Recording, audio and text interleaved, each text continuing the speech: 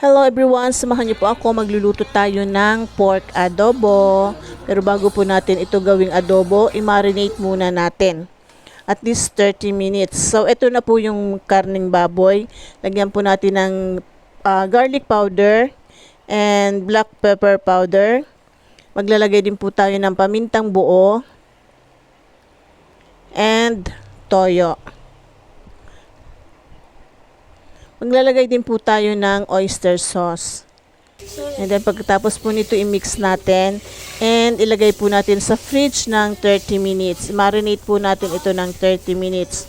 And then set aside natin. Pagkatapos po after 30 minutes, saka po natin siya lulutuin at gagawing adobo. So this time po nagpainit na po tayo ng kawali and then nilagyan na po natin ng mantika. Igisa po natin ng sibuyas at bawang. Unahin lang po natin ang sibuyas at pag nag-translucent na po ang sibuyas, ilagay naman po natin ang bawang. Gisa lang po natin ng maigi.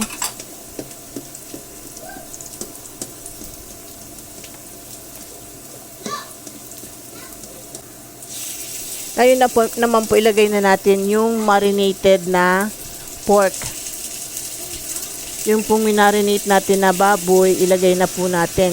Yung baboy lang po muna ang ilalagay natin. Hindi po natin isasabay ang sauce.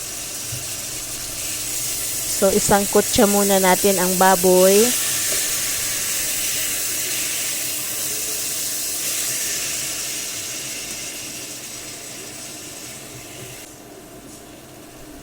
Ngayon po maglagay tayo ng laurel. Siyempre dahil adobo, may laurel.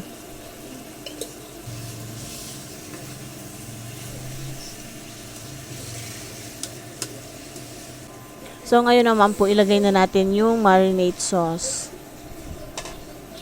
Marinated sauce.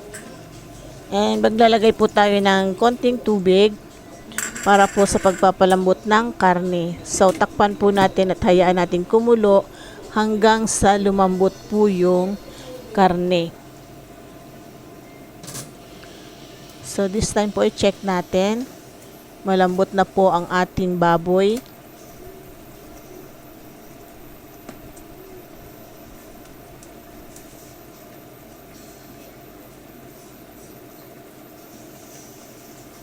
Dapat po haluin natin ng madalas para po magpantay ang kanyang luto.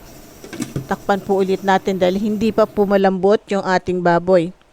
So this time po, malambot na yung baboy, naglagay na po tayo ng suka.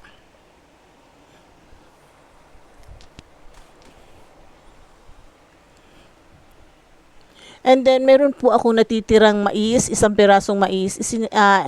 Isasama ko na lang po dito sa aking pork adobo. Ito po yung aming merienda kanina. At may natira pang isa. Wala na pong gustong kumain kaya isasama ko na lang po sa aking pork adobo. Ngayon po ay nilalagay ko na yung brown sugar. Sayang naman po kasi yung mais kung itatapon ko. Wala na pong gustong kumain. Kaya isabay na lang natin sa ating pork adobo. So tinakpan ko na po. Takpan po muna natin at hayaan natin maluto ulit. Pero ito pong mais ay luto na po ito ha. Nilaga ko na po yan. So ayan na po yung ating pork adobo. Sana po magustuhan nyo ang video na to. Thank you.